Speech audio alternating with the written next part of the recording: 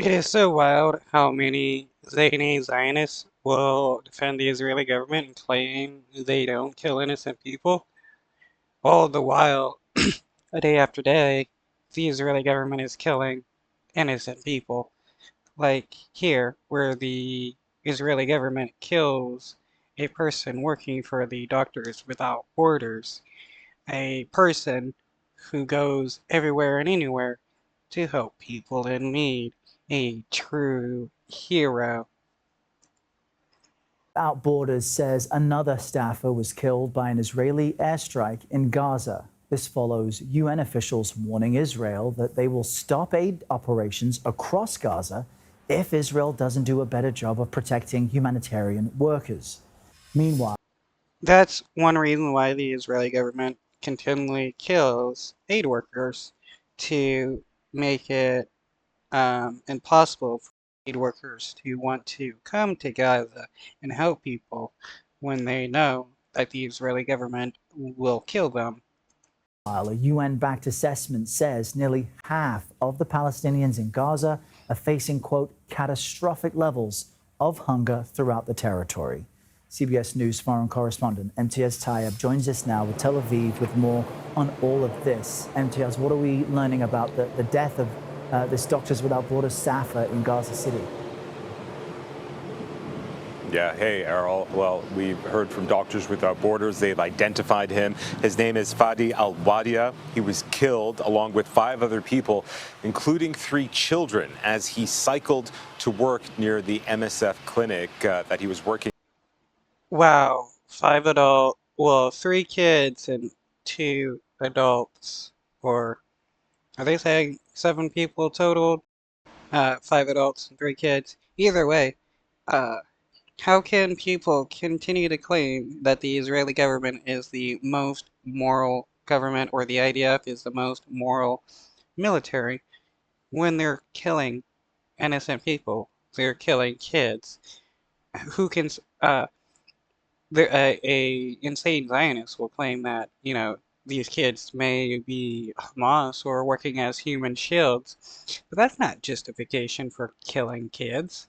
At in Gaza. Now, he was only 33 years old. He was working as a physiotherapist, and he is now the 6th staff member for MSF, or Doctors Without Borders, who have been killed since the October 7th attacks. But when we consider just the sheer number of doctors, nurses, healthcare workers, humanitarians who have been killed across Gaza in the nearly 10 months of brutal war, the number is staggering. And of course, the number of hospitals.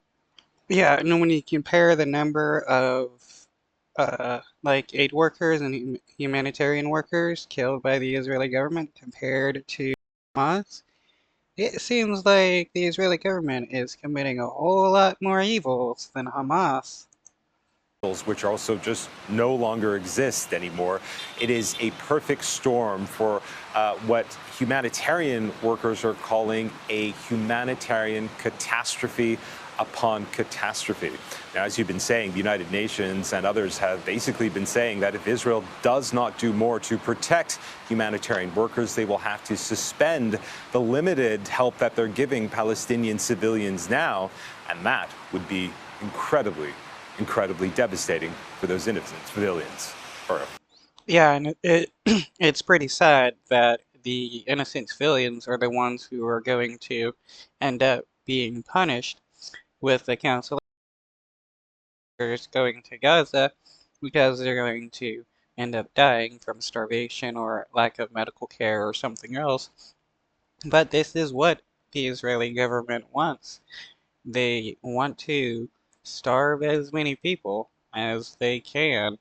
If they truly cared about innocent civilians in Gaza getting help, they wouldn't be killing aid workers like they do. Errol, excuse me. And Imtiaz, you've done a solid job, as all of our correspondents have, in bringing into stark relief the humanitarian crisis that Palestinians in Gaza are facing. The UN now says nearly 500,000 of them face starvation. How dire is the situation now, and what's being done to prevent it, considering humanitarian If this was happening to Israel, where 500,000 Israelis were being starved, the Israeli government would be acting differently. They would be screaming about how there's a second genocide going on and that the world needs to do everything that they could to prevent it. But when it's happening to Palestinians, uh, the Israeli government and their defenders want to uh, go the way of Nazis and use genocide denialism. Aid organizations face their own challenges. Yeah. It's always hard to use numbers, but I'll give you some, because behind every number is a name, is a person, is somebody who's had a whole life. But we are at the numbers. 34 children have died of malnutrition in Gaza that we know of.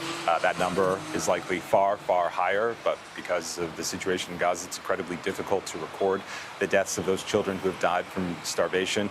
But we have heard from... And according to the insane Zionists, the lives of Palestinian children mean nothing compared to the lives of Israeli children because they have no issue with Palestinian kids dying, but they want to scream and cry about how many kids Hamas killed. Well, again, look at it. Look how many kids the Israeli government has killed. That has been thousands of times higher than the number of kids Hamas has killed. And there is no justification for that whatsoever. And defending the fact that the Israeli government kills kids makes you worse than Hamas.